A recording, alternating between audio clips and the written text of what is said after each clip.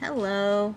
I have a blessing for us today. This is a blessing that's specifically for the Morrigan. So if you are looking to work with the Morrigan or you already work with the Morrigan, this is a good way to celebrate her.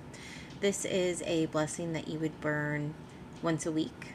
The ingredients are pretty easy to get a hold of. You can buy them off of Amazon.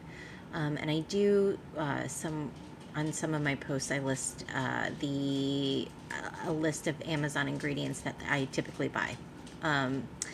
It's going to start with a half teaspoon of Mullen, a half teaspoon of elderflower, half teaspoon of thyme, half teaspoon of sage, and half teaspoon of allspice. Now before I put the ingredients in, I put a 91% proof icy propyl alcohol in there as the catalyst ingredient for when we start the fire. And it burns clear pretty quickly, pretty thoroughly. You don't have to like stir it or anything. Like you do sometimes when there's like a lot of ingredients in a blessing. So the Morrigan is a complex and powerful goddess in Irish mythology, primarily associated with war, sovereignty, and fate. She is a shape-shifting deity, often depicted as a crow or raven, and is linked to both inciting conflict and the death that follows. The Morrigan also encourages individuals to shape their own destiny, symbolizing the power of personal agency.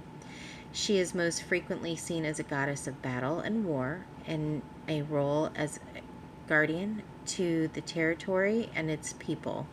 She is known for inspiring warriors and influencing the outcome of battles, to do brave deeds and strike fear into their enemies.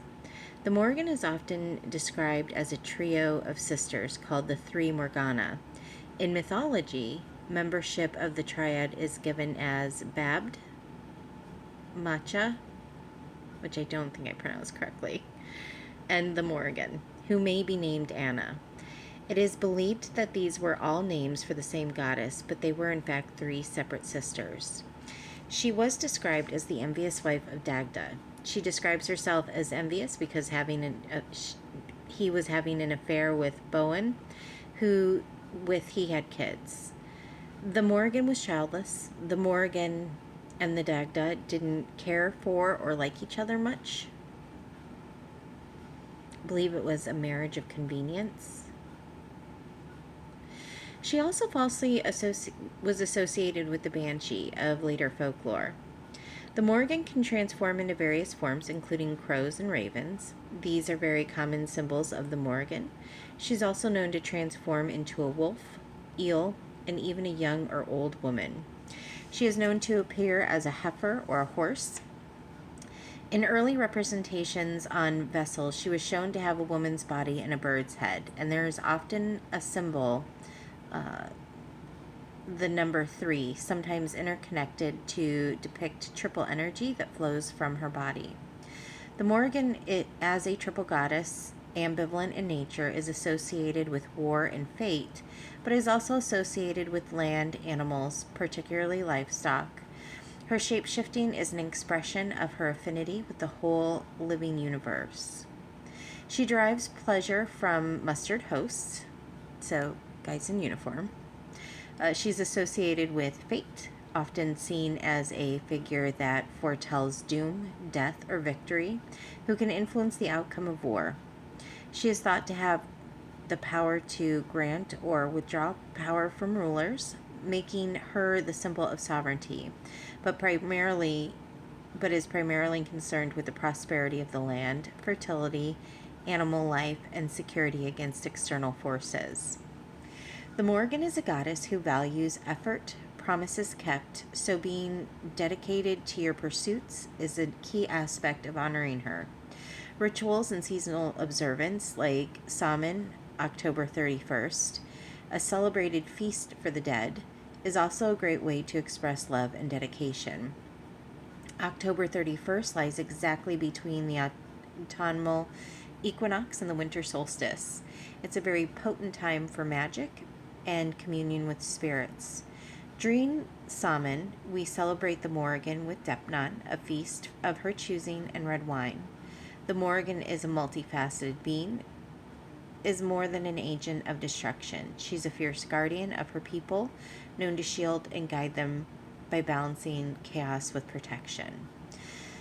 Now, when I work with the Morrigan, she typically comes across as a protection deity.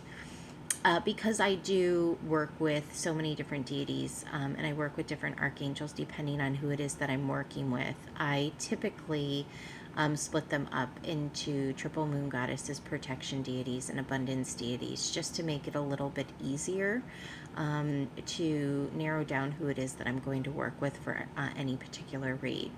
Like I said, she's typically in the protection category when we're doing a read, but she will come across as other, as a triple moon goddess and abundance as well, depending on who it is that I'm doing the read for.